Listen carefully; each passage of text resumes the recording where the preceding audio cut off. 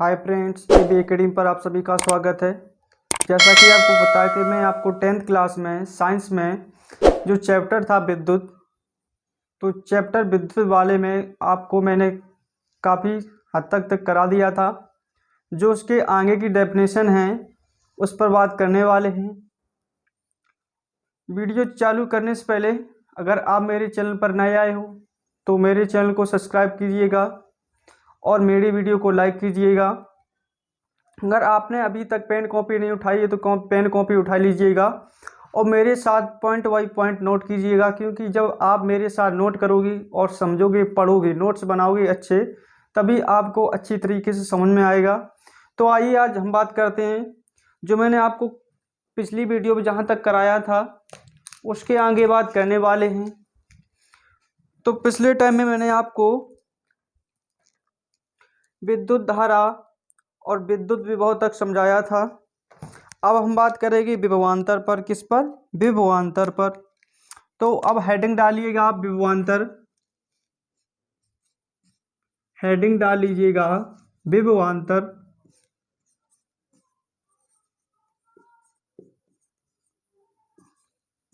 विभवांतर।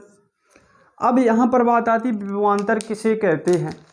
अब यहाँ पर होता क्या है कि विद्युत विभव में क्या होता था कि वहाँ पर कोई अनंत दूरी पर कोई बिंदु रखा होता था और किसी बिंदु तक लाने में किए गए कार्य को क्या कहते थे? विद्युत विभव कहते थे। अब यहाँ पर दो बिंदु होंगे, यानी यहाँ पर दो बिंदु होंगे। क्या होंगे? दो बिंदु, यानी एक बिंदु यहाँ पर होगा, एक बिंदु यहाँ पर होगा। तो यहाँ पर किसी विद्युत परिपथ में किन्हीं दो बिंदुओं के बीच एकांक आवेश को, किसको? एकांक आवेश को एक बिंदु से दूसरे बिंदु तक ले जाने में किए गए कार्य को उस बिंदु का क्या कहेंगे? विभवांतर कहेंगे। क्या कहेंगे? विभवांतर कहेंगे। यानी वहां पर कोई अनंत दूरी पर बिंदु रखा होता था तो उसको लाने में किए गए कार्य को कहते थे विद्युत विभव। अब यहाँ पर दो बिंदु आवेश होंगे। कितने होंगे? दो बिंदु आवेश। तो यहाँ पर इसकी डेफिनेशन लिखते हैं हम कि किसी विद्युत परिपथ में, किसी विद्युत परिपथ में किन्हीं दो बिंदु आवेशों के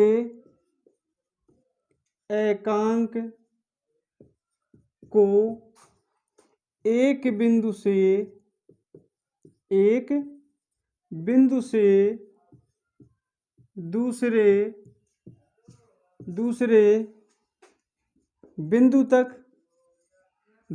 बिंदु तक ले जाने में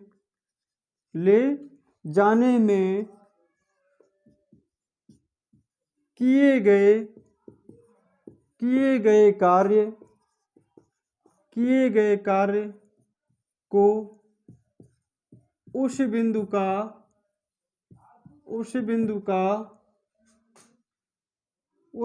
को विभवांतर कहते हैं। क्या कहते हैं? विभवांतर कहते हैं। यानी यहाँ पर दो बिंदु दिए जाएंगे और एक बिंदु से दूसरे बिंदु तक ले जाने में किए गए कार्य को क्या कहेंगे? विभवांतर कहते हैं। तो ये मेरी विभवांतर की डेफिनेशन होती है। किसकी? विभवांतर की डेफिनेशन होती है। और इसे विभवांतर को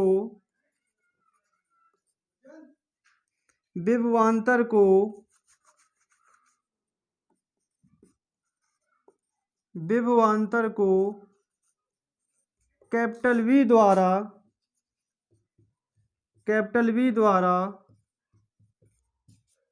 प्रदर्शित करते हैं। कैपिटल वी द्वारा प्रदर्शित करते हैं। विभवांतर को किससे प्रदर्शित करते हैं? कैपिटल वी द्वारा प्रदर्शित करते हैं। तो ये होता है मेरा विभवांतर। क्या होता है? विभवांतर। इसके आगे का पॉइंट समझते हैं।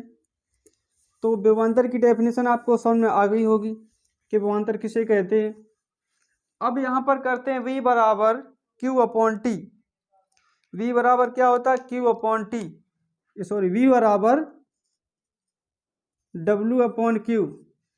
v बराबर क्या होता है, w अपॉन क्यू, जहाँ पर v क्या होता है, विभवांतर, v क्या होता है, विभवांतर, w क्या होता है, कार्य, q क्या होता है, आवेश, q क्या होता है, आवेश, कार्य का मात्रक क्या होता है, जूल, और आवेश का मात्रक क्या होता है, कूलाम, क्या होता है, कूलाम। तो यानी विभवांतर का मात्रक क्या निकल के आएगा, विभवांतर किसका, विभवांतर, विभवांतर का मात्रक जूल प्रति कूलाम, क्या निकल के आएगा, जूल प्रति कूलाम। ये मेरा विभवांतर का क्या होता है, ये मेरा विभवांतर का मात्रक होता है, जो आपको अच्छी तरीके से समझ में आ गया होगा। इसको ही क्या कहते हैं, विभवांतर कहते हैं। अब हम समझते हैं वोल्ट की परिभाषा। अब हेडिंग क्या डालो आप, कि वोल्ट किसे कहते हैं, किसे, वोल्ट किसे कहते हैं, यानी इसको जूल प्रति कूलाम भी बोल सकते हैं, या फिर दूसरा इसका नाम दे सकते हैं वोल्ट। क्या देख सकते हैं, वोल्ट, या तो जूल प्रति कूलाम बोल सकते हैं, या फिर वोल्ट भी बोल सकते हैं, विभवांतर का मात्रक। अब हम बात समझते हैं वोल्ट किसे कहते हैं, यानी वोल्ट की परिभाषा हेडिंग डालो। क्या डालो, वोल्ट की परिभाषा। तो हेडिंग डालो वोल्ट की परिभाषा। अब यहां पर ये समझते हैं कि वोल्ट की परिभाषा क्या है, क्या समझते हैं, वोल्ट की परिभाषा क्या है।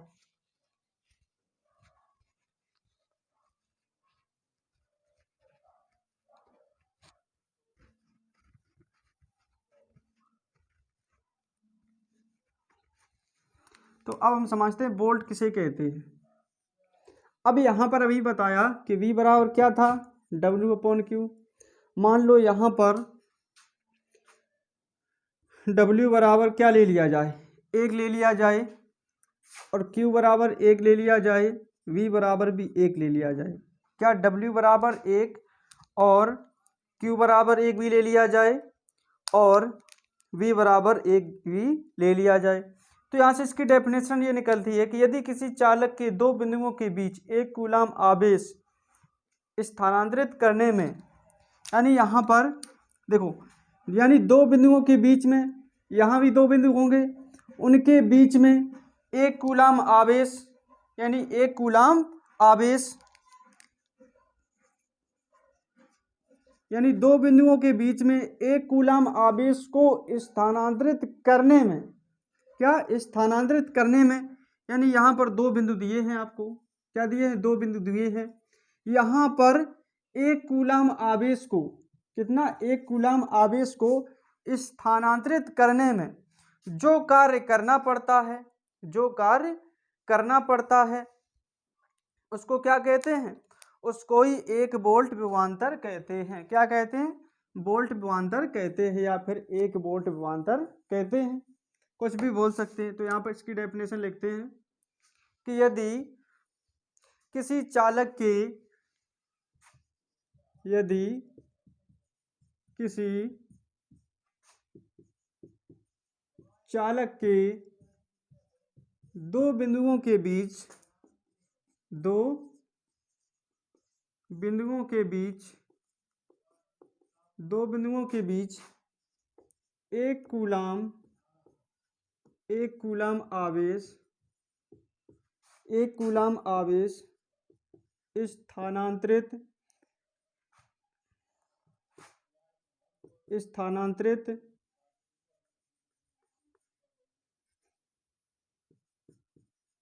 स्थानांतरित करने में, स्थानांतरित करने में जो कार्य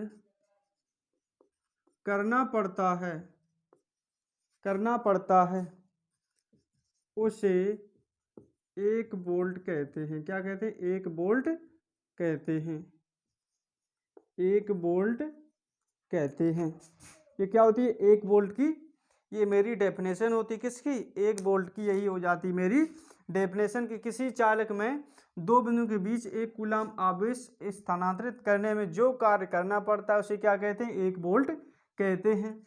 ये मेरी क्या होती है? वोल्ट की डेफिनेशन होती है, जो आपको अच्छी तरीके से समझ में आ गई होगी कि 1 वोल्ट किसे कहते हैं। अब जो मेरा अगला टॉपिक है वो है ओम का नियम। जो ओम का नियम है बहुत ही इंपॉर्टेंट है, बहुत ही एग्जामों में पूछा गया है। तो आइए हम समझते हैं ओम का नियम क्या है। हेडिंग डालिए, क्या? ओम का नियम। ओम का नियम क्या है? वेरी वेरी मोस्ट इम्पोर्टेंट, बहुत ही ज़्यादा पूछा जाता है। तो अब हम समझते हैं ओम का नियम क्या है।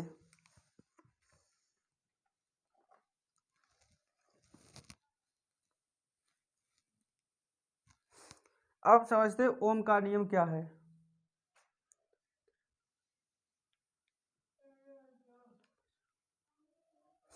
तो अब हम समझते हैं ओम का नियम क्या है। यहाँ पर क्या है? कोई एक चालक होगा, यानी एक चालक है, और उस चालक की यानी लंबाई, चौड़ाई, क्षेत्रफल के यानी जो होंगे विभवांतर के अनुक्रमानुपाती होते हैं। क्या होते हैं? अनुक्रमानुपाती होते हैं। इसमें यानी अपवर्तित होते रहते हैं। क्या होते हैं? अपवर्तित होते रहते हैं ओम के नियम में। तो उसकी डेफिनेशन थोड़ी लिखना चाहो तो लिख सकते हैं। यदि किसी चालक की भौतिक अवस्थाएं, क्या लिखेंगे? यदि किसी चालक की भौतिक अवस्थाएं, यदि किसी चालक की भौतिक अवस्थाएं जैसे लंबाई, चौड़ाई, कोमा आयतन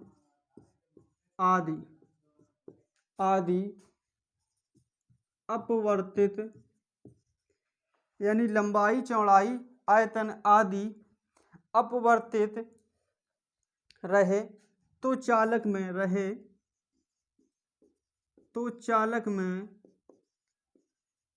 में बहने वाली धारा विभवांतर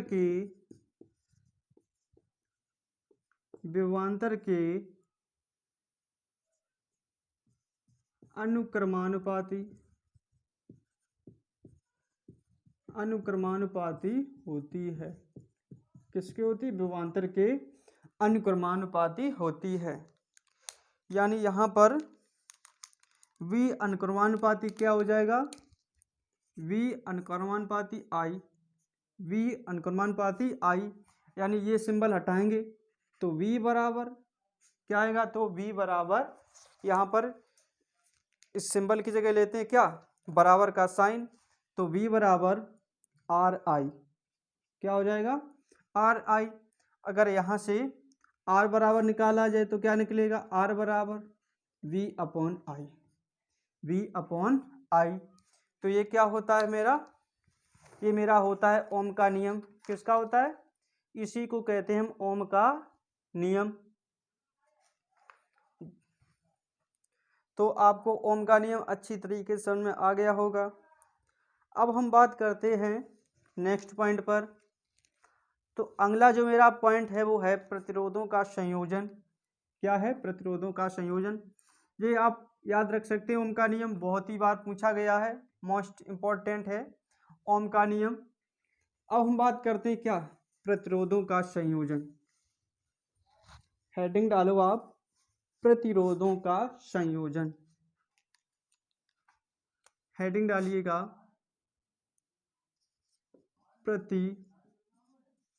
प्रतिरोधों का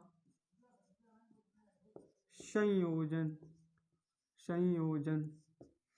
अब यहाँ पर प्रतिरोधों का संयोजन दो प्रकार से होता है।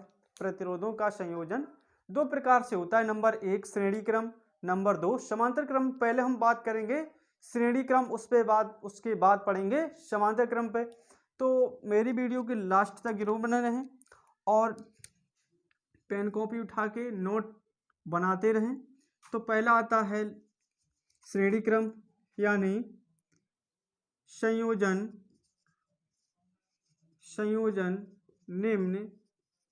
निम्न दो प्रकार के होते हैं। कितने प्रकार के? दो प्रकार के होते हैं। नंबर 1 श्रेणी क्रम संयोजन। कौन सा? श्रेणी क्रम संयोजन। नंबर 2 समांतर क्रम संयोजन। समांतर क्रम संयोजन। तो अभी हम पढ़ने वाले क्या? श्रेणी क्रम संयोजन। तो आप हेडिंग डालिएगा श्रेणी क्रम संयोजन। कौन सी हेडिंग डालो? श्रेणी क्रम संयोजन। तो हेडिंग डालते हैं श्रेणी क्रम संयोजन। अब यहां पर होगा क्या? श्रेणी क्रम संयोजन में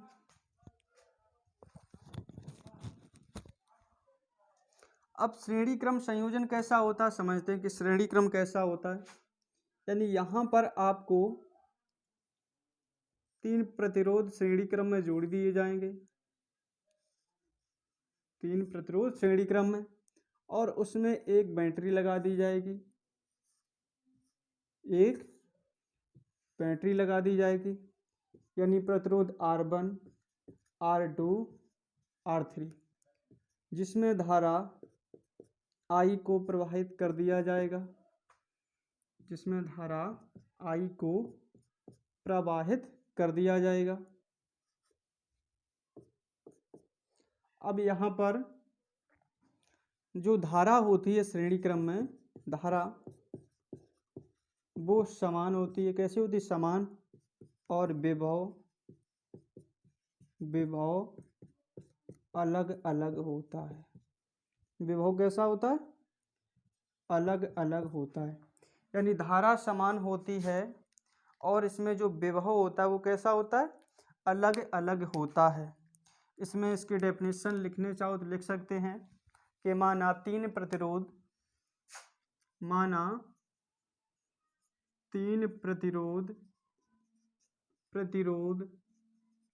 श्रेणी क्रम में 3 प्रतिरोध R1,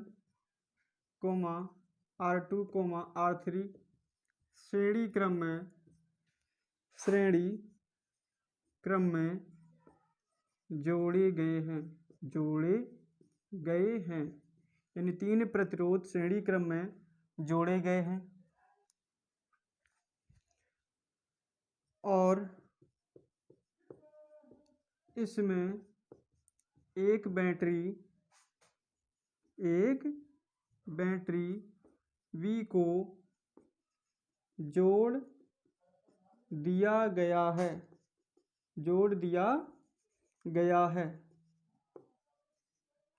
एक बैटरी V को जोड़ दिया गया है जिसमें धारा I को प्रवाहित किया गया है। ये इसकी डेफिनेशन होगी। अब हम बात करते हैं आगे। तो यहाँ पर इतना समझ गए होंगे कि माना 3 प्रतिरोध कौन कौन से? R1, R2, R3। यानी इस क्रम में अगर हो तो वो बोलेंगे श्रेणी क्रम में जोड़े गए हैं और इसमें एक बैटरी V को जोड़ दिया गया, इसमें धारा I को प्रवाहित किया गया है। तो इतनी बात आपको समझ में आ गई होगी। अब हम आगे बात करते हैं ओम के नियम से। किसके? ओम के नियम से। किसके नियम से? ओम के नियम से। तो बेटा मैंने अभी आपको बताया था कि ओम का नियम क्या कहता है? V बराबर I इंटू R। V बराबर I इंटू R। तो यहाँ पे हमने बताया आपको विभव अलग अलग रहता है, धारा समान रहती है। तो यानी यहाँ पर विभव V1 बराबर, तो यहाँ से धारा समान, तो प्रतिरोध R1 इक्वेशन नंबर 1, विभव V2 यानी I प्रतिरोध R2 इक्वेशन नंबर 2, विभव V3 यहाँ पर I इंटू प्रतिरोध R3 इक्वेशन नंबर 3। अब यहाँ से कुल विभव निकालते, क्या निकालते हैं? कुल विभव। तो अगर यहाँ से कुल विभव निकालेंगे तो V बराबर V1 plus V2 plus V3, तो यहाँ पर V बराबर क्या दिया है? IR। V बराबर IR is equal to V1 की वैल्यू कितनी है? IR1 प्लस V2 की वैल्यू कितनी है? IR2 प्लस V3 की वैल्यू कितनी है? IR3। तो यहाँ से I इंटू R बराबर, अब यहाँ से देखो I कॉमन आ रहा है तो I को बाहर निकाल लो, तो R1 plus R2 plus R3, I से I कैंसिल हो जाएगा, तो R बराबर R1 plus R2 plus R3। तो यही होता है श्रेणी क्रम का फॉर्मूला, जो आपको अच्छी तरीके से समझ में आ गया होगा। ये भी बहुत ही इम्पोर्टेंट है और आपको अच्छी तरीके से समझ में आ गया होगा। अब हम बात करते हैं किस पर? जो अगला टॉपिक है वो मेरा समांतर क्रम। क्या है? समांतर क्रम। इसका स्क्रीनशॉट ले सकते हो आप। अब हेडिंग डालो आप, क्या? समांतर क्रम। क्या डालो? समांतर क्रम। अब हेडिंग डालिएगा, समांतर क्रम को हम समझते हैं क्या है। हेडिंग डालो, समांतर क्रम।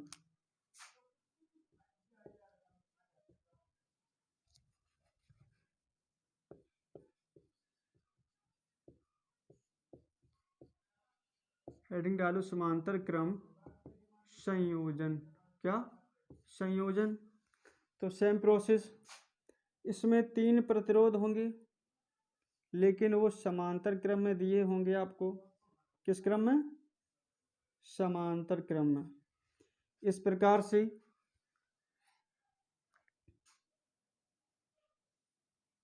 और वो भी एक बैटरी से जोड़ दिए जाएंगे।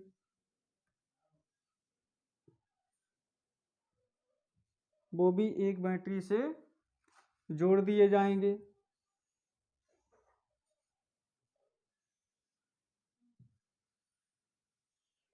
V minus plus R1 R2 R3, इसमें भी धारा I को प्रवाहित किया जाएगा। इसमें भी धारा को प्रवाहित किया जाएगा। तो यहाँ पर धारा को प्रवाहित किया जाएगा।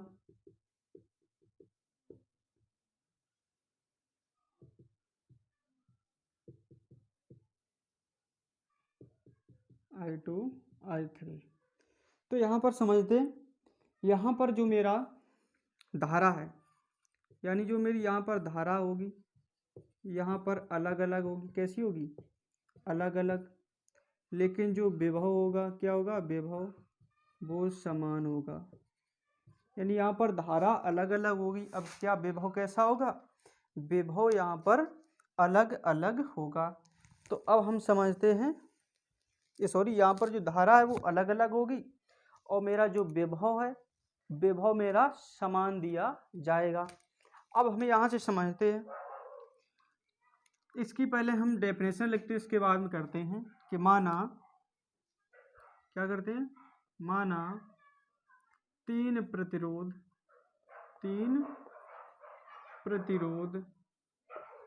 R1, R2, R3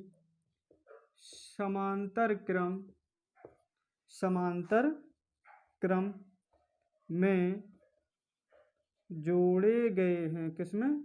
जोड़े गए हैं। यानी 3 प्रतिरोध R1, R2, R3 समांतर क्रम में जोड़े गए हैं, जिसमें एक बैटरी V को एक बैटरी V को जोड़ दिया गया है, जोड़ दिया गया है, जिसमें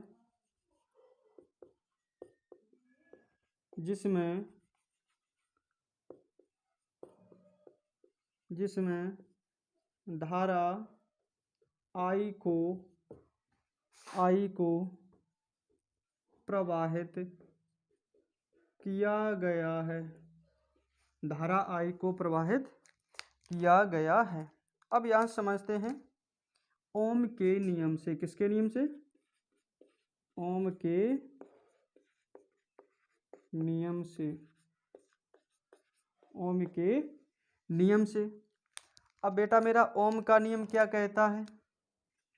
V बराबर I इंटू आर। ये तो मैंने पढ़ा है कि V बराबर क्या होता है? I into R. अगर यहाँ से I बराबर निकाला जाए, किसके बराबर? I बराबर, तो I बराबर क्या हो जाएगा? V बटे आर। क्या हो जाएगा? V बटे आर। तो यहाँ पर जो धारा है वो अलग अलग है। क्या है? अलग अलग है। और विभव कैसा है? समान है। विभव कैसा है? समान है। तो यहाँ से अब समझते हैं, तो यानी धारा अलग अलग है, तो धारा,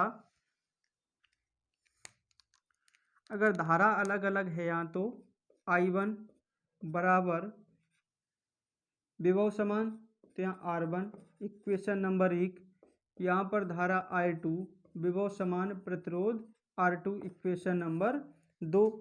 यहाँ पर धारा I3 विभव V, प्रतिरोध R3 इक्वेशन नंबर 3 डाल सकते हैं। इक्वेशन नंबर 3 डाल दो। अब यहाँ पर निकालते कुल धारा। क्या निकालते हैं? कुल धारा क्या है?